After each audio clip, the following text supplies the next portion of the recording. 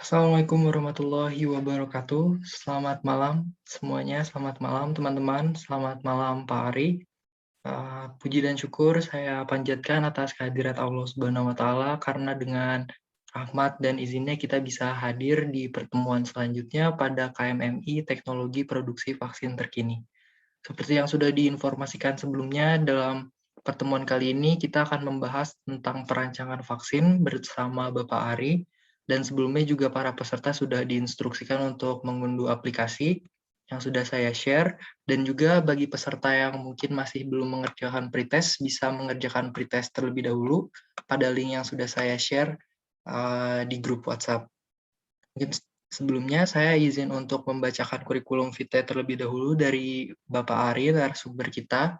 Bapak Ari ini merupakan asisten profesor di Fakultas Matematika dan Ilmu Pengetahuan Universitas Pajajaran. Untuk riwayat pendidikan terakhirnya, beliau mengenyam degree PhD in Chemistry and Biomolecular Science di Macquarie University, Sydney, Australia, dan S2 dan juga sarjananya di Universitas Pajajaran.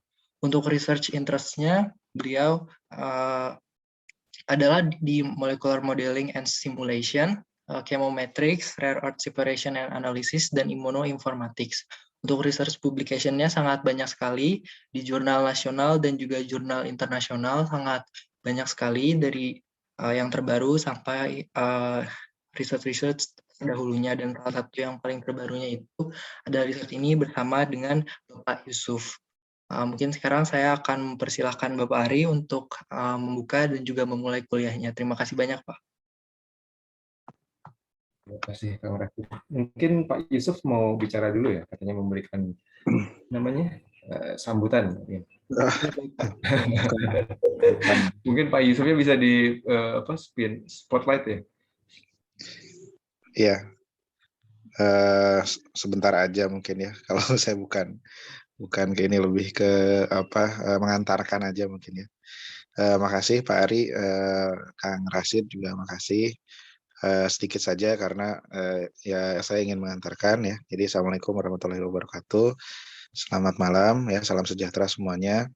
Jadi hari ini adalah pertemuan yang rasanya ditunggu-tunggu ya, yang kita selama ini nantikan ya. Jadi dalam kuliah Kampus Merdeka ini, selain kita juga mendengar atau kita belajar tentang dasar-dasar vaksin ya, tentang teknologi, kemudian produksi, bahkan lebih teknisnya pada aspek persiapan vaksin pada tahapan pemurnian begitu ya. Jadi saya juga sampaikan dulu, memang dalam kuliah ini kita juga akan langsung melakukan praktek supaya teman-teman ada wawasan atau pengalaman. Saya di kuliah ini pernah mendesain vaksin. Nah, apa sih desain vaksin? Nanti Pak Ari akan menyampaikan lebih jauh. Tapi saya sampaikan bahwa desain vaksin itu adalah salah satu teknologi terkini ya dalam pengembangan vaksin, di mana ke depan pengembangan vaksin itu akan sangat terbantukan dengan yang namanya immunoinformatics ya.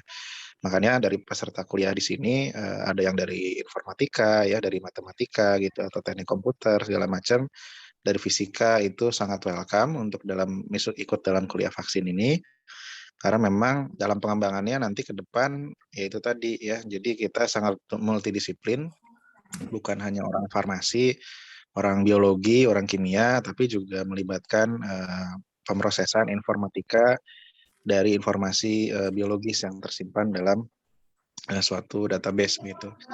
Nah, mudah-mudahan teman-teman sekalian itu bisa mengambil pelajaran dari sini, sehingga siapa tahu ya alumni-alumni dari mata kuliah ini ke depan itu akan menjadi pelaku pendesain vaksin di masa yang akan datang, dan tentunya berkarya di Indonesia untuk menghasilkan vaksin-vaksin yang bisa bermanfaat untuk masyarakat Indonesia khususnya, dan juga bahkan masyarakat global ya, karena mitra kita kan Bio Farma juga levelnya sudah internasional. Nah itu saja, jadi selamat mengikuti ya. Kita ada beberapa pertemuan untuk praktek ini. Jangan khawatir, Pak Ari ini orangnya sangat helpful ya. Jadi kalau di tengah ada yang kurang paham atau misalkan terlewat, jangan ragu untuk menyampaikan Pak saya belum selesai gitu ya, atau mohon diulangi atau dijelaskan lagi tahapan-tahapannya. Jadi sekali lagi selamat belajar. Kok ngomong aja, tamat iki lho ae kok ngomong. Oh ya, silahkan. Sorry, ya. Oke, nggak apa-apa. Baik, terima kasih. Assalamualaikum warahmatullahi wabarakatuh. Assalamualaikum warahmatullahi wabarakatuh. Assalamualaikum warahmatullahi wabarakatuh. Terima kasih Iya, Pak Yusuf. Ya, Bismillah, langsung mulai saja ya. Ya Pak, Bismillahirrahmanirrahim. silakan Pak. Kang Rashid. Jadi lagi-lagi ya, malam ini kita pendahuluan dulu. Manasan lah, warming up ya, sebelum besok mulai. Jadi ya kita mulai saja mungkin ya. Saya coba share. Kalau saya lihat dari sini profilnya memang ada yang benar, banyak juga yang salah ya. Kalau menjawab hasil pretestnya. Oke, tidak apa-apa. Namanya pretest kan. Coba ya. Jadi ini saya ya cukup santai ya. Nanti dua arah ya. Dua arah. Ini karena desain nih. Jadi saya cari-cari gambar tentang desain juga ya. Tapi ini bukan desain grafik ya. Graphic design ya, tapi vaksin design ya, dan tidak akan menggunakan Corel ya, kecuali nanti mau publikasi bisa mungkin, atau InDesign, kemudian Photoshop ataupun Adobe Illustrator ya, Adobe Illustrator. Jadi kita ya ini sebenarnya juga tidak apa ya namanya, nanti tidak akan terlalu dalam juga ya, karena kalau terlalu dalam nanti banyak ya, karena dalam desain vaksin ini kita banyak tools yang digunakan. Nanti yang teman-teman akan mohon maaf, suara saya cukup terdengar. Kalau misalkan kurang terdengar, saya pakai mikrofon dulu. Dengar Sudah Pak. cukup terdengar? Oh iya, berarti cukup terdengar ya. Ya, jadi kita pendahuluan saja, pemanasan. Dan nanti mungkin dua arah ya, dua arah. Saya akan bertanya dan minta beberapa buka. Semuanya untuk yang tahu untuk raise hand ya. Kita mulai saja ya. Kita mulai dengan mengapa kita perlu merancang vaksin ya? Itu pertanyaannya. Ada yang punya ide kenapa kita perlu merancang vaksin? Mungkin oh iya, silakan. Yang resen, silakan. Setahu saya produksi protein itu mahal Pak. Jadi harus dirancang dulu biar nggak mubazir. Mantap. Selama pokoknya kamu cari aja di Google ada. Iya, cari di Google. Oke, jadi Kang Rashid tolong dicatat ya, biar ini ada nilai tambahan ya, memacu juga ya. Baik Pak. Oke, ya mungkin ini sekedar lucu ya saya. Ada sebenarnya ada apa dengan vaksin ya? Ada apa dengan vaksin gitu ya? Apakah memang itu ya terjadi teori-teori konspirasi terjadi gitu ya? Bahwa katanya 5G menyebabkan ya ini semua gitu ya, dan ada ya di belakang ini ya, apakah itu terjadi sehingga juga mungkin grup WhatsApp ini ya, kalau kita lihat ya katanya vaksin itu yang sekarang ada itu yang disebar-sebar di seluruh dunia itu ada chipnya. Nah itu mungkin ya di grup-grup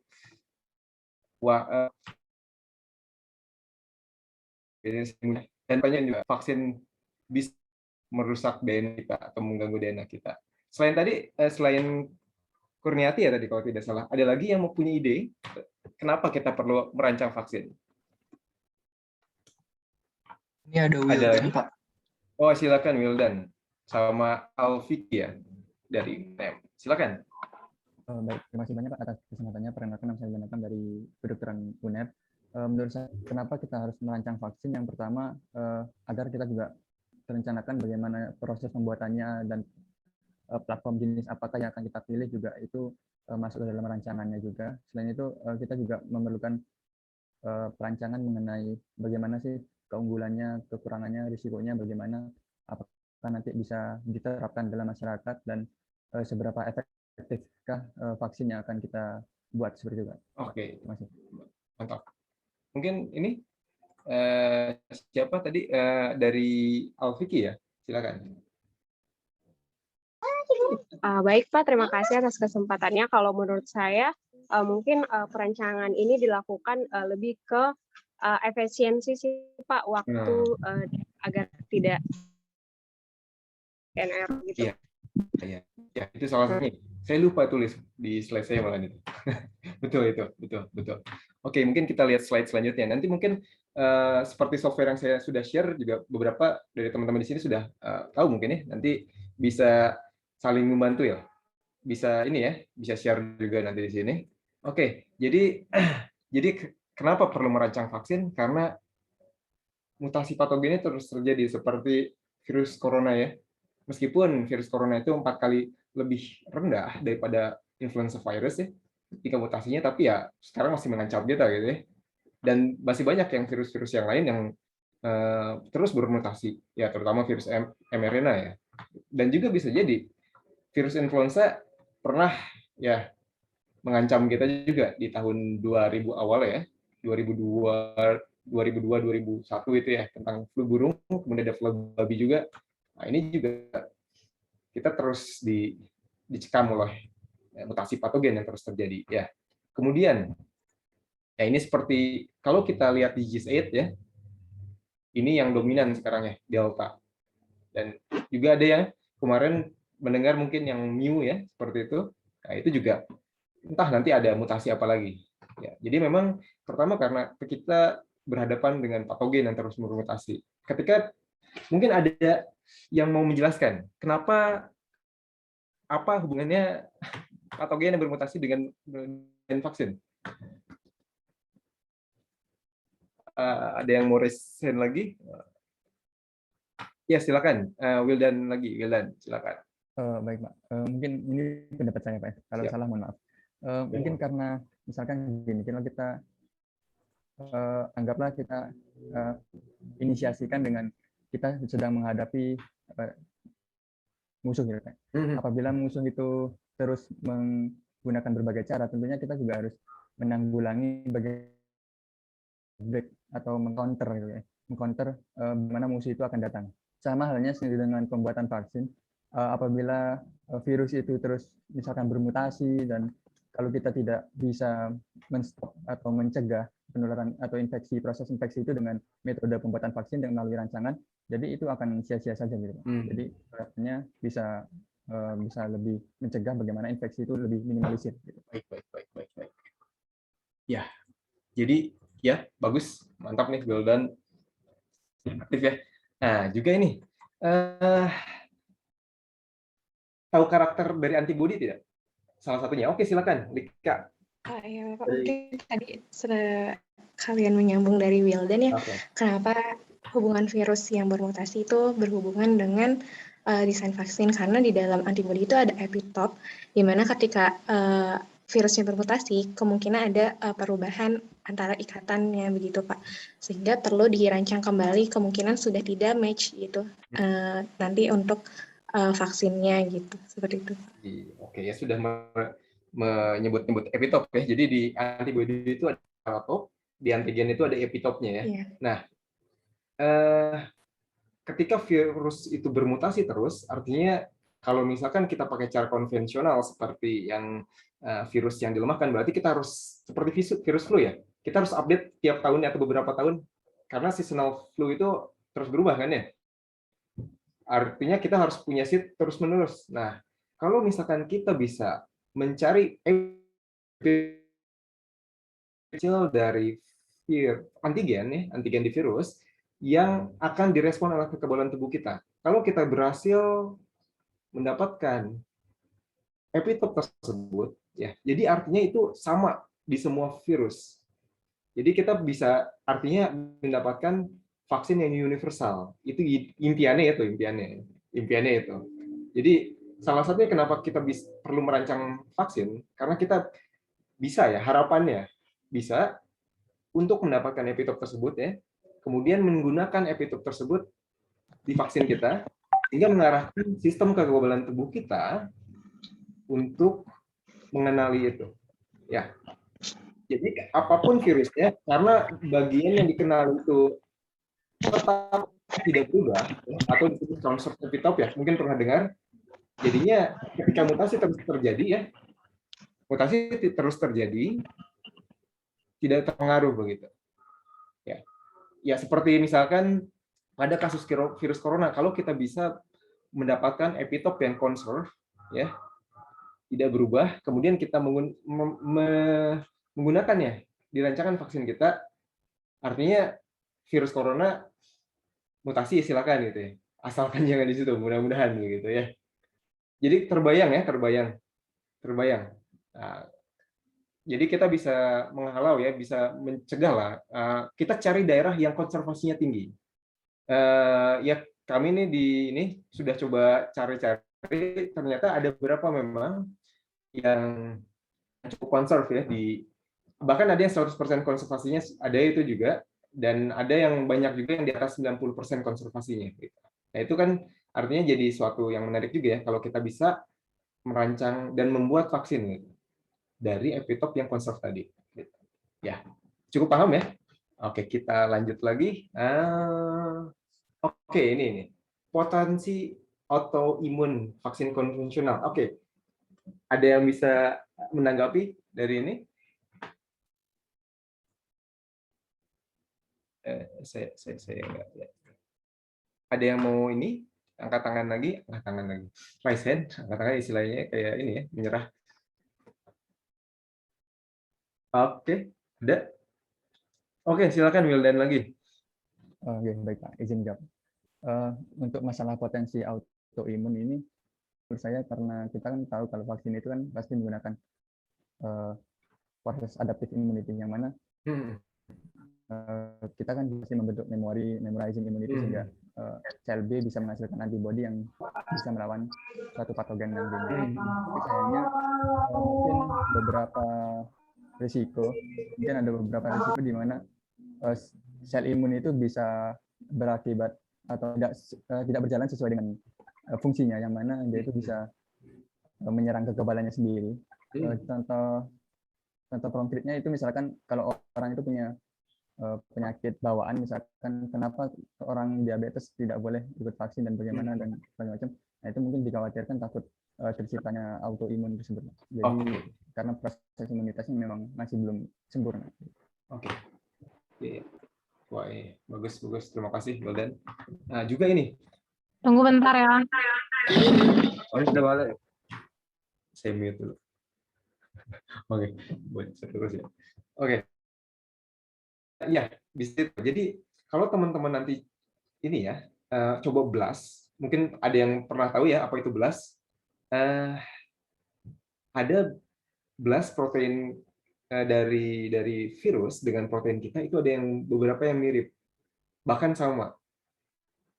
Apa jadinya ketika bagian dari antigen virus ya yang terdapat dalam vaksin yang dimasukkan ke tubuh kita sama dengan sekuens asam amino yang di dalam tubuh kita, dan itu adalah epitop. Celakanya terjadilah tadi autoimun. Jadi tubuh kita akan belajar untuk mengenali tadi sekuens yang sama dengan di tubuh kita, sehingga terbentuklah sistem kekebalan tubuh, respon kekebalan tubuh ya, baik itu sel T atau sel B, yang justru malah nanti ketika sudah pintar dia menyerang tubuh kita gitu.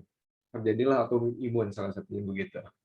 Dan juga memang ada beberapa juga ya bagian dari karena dia kan dari protein ya, juga ada sekuens-sekuens yang bisa memicu itu alergi gitu. Ya. Jadi itu yang potensi autoimun vaksin konvensional ya. Kemudian selanjutnya adalah, nah mungkin di awal-awal pernah dengar kan ya, orang sudah sembuh dari COVID, tapi kok itu ya negatif, tapi kemudian meninggal ya. Itu juga terjadi kepada ini kan, Syekh siapa yang dari Madinah itu, Ali Jaber ya. Ya. Nah, juga di Cina waktu itu kan terjadi ARDS ya. Itu kan juga sebenarnya respon kekebalan tubuh kita yang terlalu over ya. Untuk sistem kekebalan tubuh yang diinginkan, oke, silakan Ginan. Ya Ginan, gimana? Raise hand. Pak izin bertanya Pak, yang terkait autoimun, vaksin autoimun.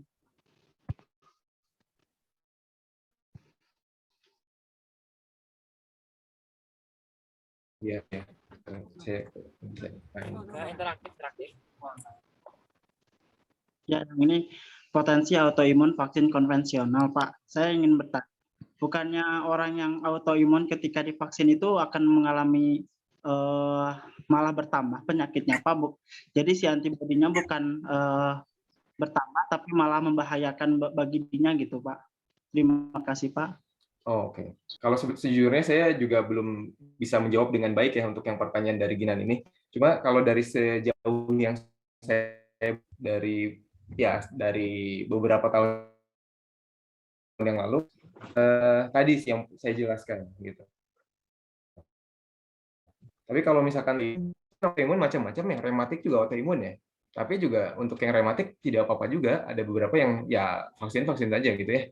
Cuma kalau misalkan untuk spesifik autoimun tertentu, saya belum bisa menjawab gitu. Karena saya memang tidak tahu jawabannya. Gitu. Mungkin bisa sama-sama nanti sama Ginannya cari jawabannya. Baik. Ini sama semuanya lah di sini. Ya, kita sharing saja ya. Jadi saya di sini belum tentu saya lebih tahu ya. Soalnya kan qadarullah dosen saya juga ada yang berpenyakit autoimun gitu Pak.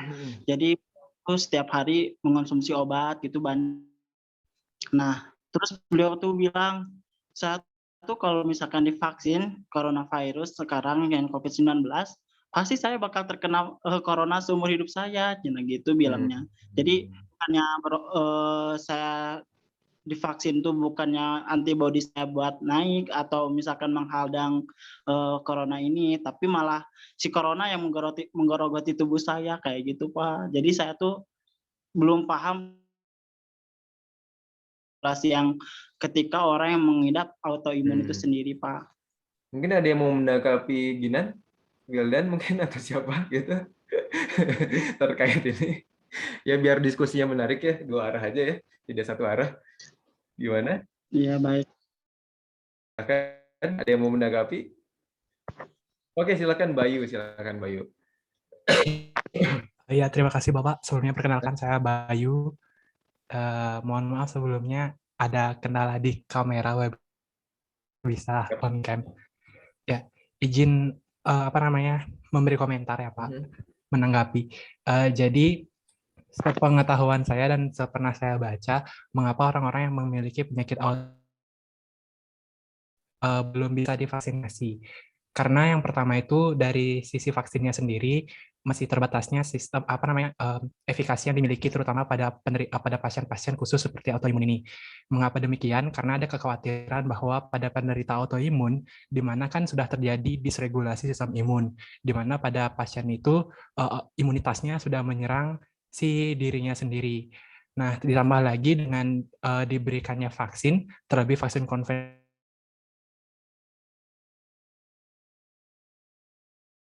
ini bisa mengatasi si virus yang diberikan gitu.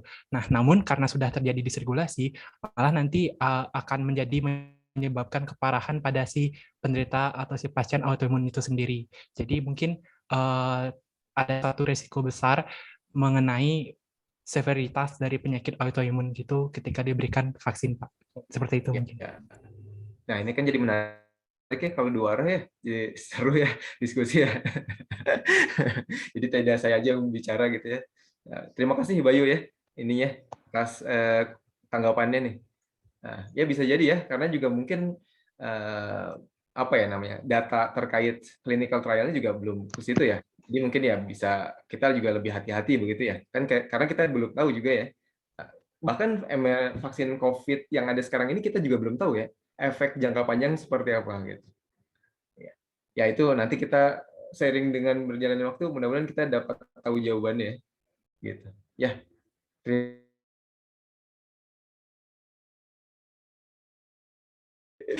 Jadi menarik ya malam ini. Oke, jadi tentang potensi autoimun konvensional ya tadi dengan dinamika gimana? Oke, kita lanjut ya tadi ke ini. Ya, jadi saya kok lupa ya.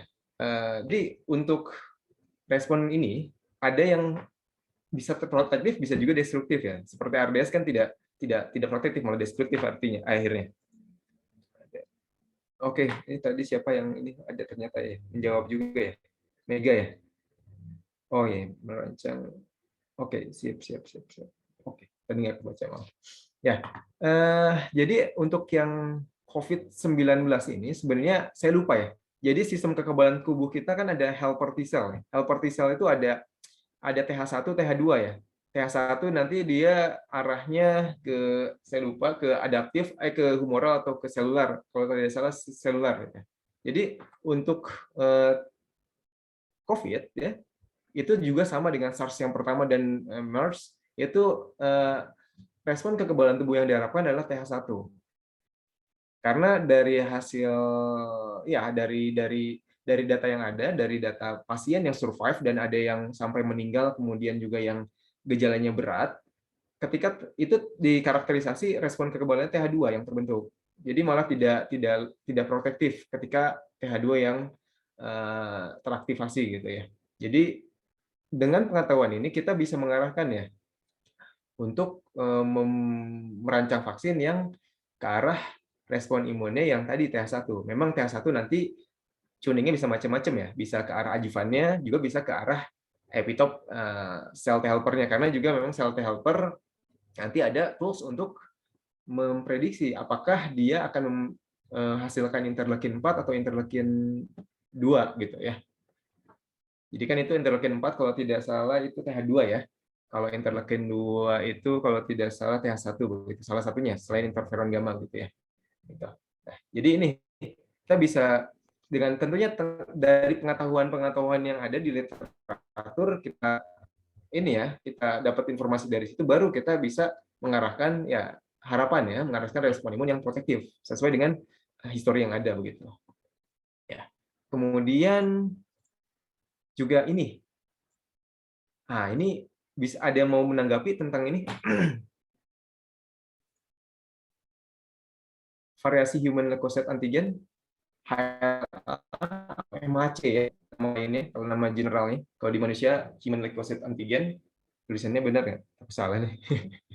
Silakan, ada yang mau menanggapi? Mungkin nggak kelihatan ya. Ada yang mau menanggapi? Kenapa variasi human leukocyte antigen bisa berpengaruh? Nah, ini kan banyak ya. Ada?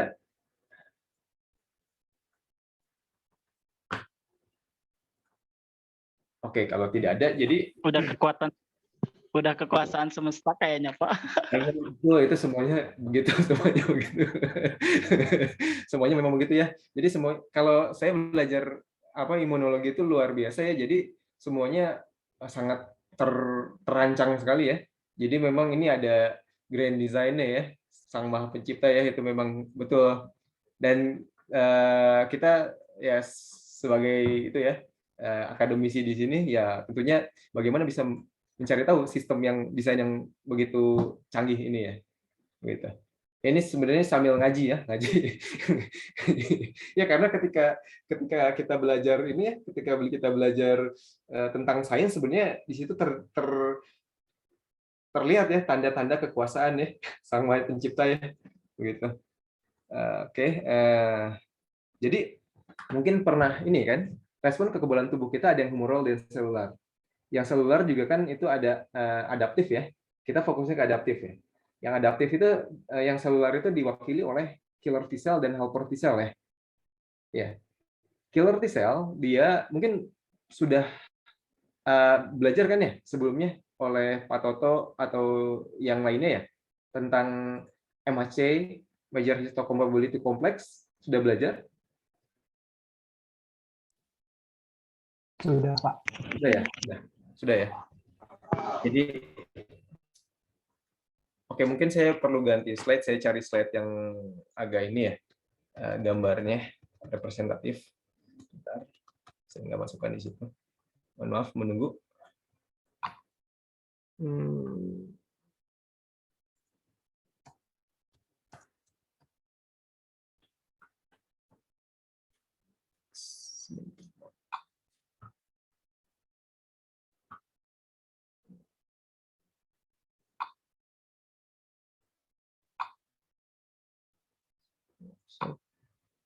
Gumboro. Oke, saya coba ya. Jadi kalau fungsinya MHC apa ya? Ada yang tahu? Fungsinya MHC, Major Histocompatibility Complex, atau HLA ya. Kalau di manusia namanya HLA. Kalau di tikus atau mencit HK berapa gitu, saya lupa.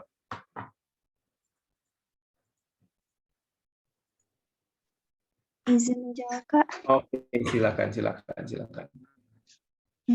Tes LEA itu biasanya digunakan dalam pencocokan antar donor yang resipien ketika melaksanakan transplantasi organ atau donor. Nah ya, betul. Memang asalnya dari situ. Betul. Major Histocompatibility Complex asal namanya dari situ memang. Nah, kalau fungsi dari protein itu kan suatu protein ya. Fungsi dari protein itu ada yang tahu? Oh, itu berarti ini ya belum tersampaikan. Izin menjawab, Pak. Ya, silakan. Oh, Bayu juga. Silakan. Lika dulu, Lika. Mungkin nanti boleh ditambahkan sama Bayu ya, Bayu. Untuk fungsi MHC itu, setahu saya kan MHC itu ada kelas 1, ada kelas 2 juga. Iya. Untuk yang kelas 1 itu untuk stimulasi antibodi. Kalau untuk kelas 2-nya untuk presentasi antigen. Nah, setahu saya seperti itu. Tapi mungkin bisa ditambahkan. Silakan Bayu. Wah, ramai kan diskusinya? Terima kasih Pak, izin menambahkan. Mungkin sederhananya MHC itu berfungsi untuk menampilkan antigen peptida sehingga peptida dikenali oleh sel T. Jadi seperti yang di peptida yang sore sebelumnya itu kan ada 2 tipe MHC. Ada MHC tipe kelas 1 dan MHC kelas 2. Kalau MHC kelas 1 itu untuk bisa dikenali oleh sel sitotoksik atau sel CD8+.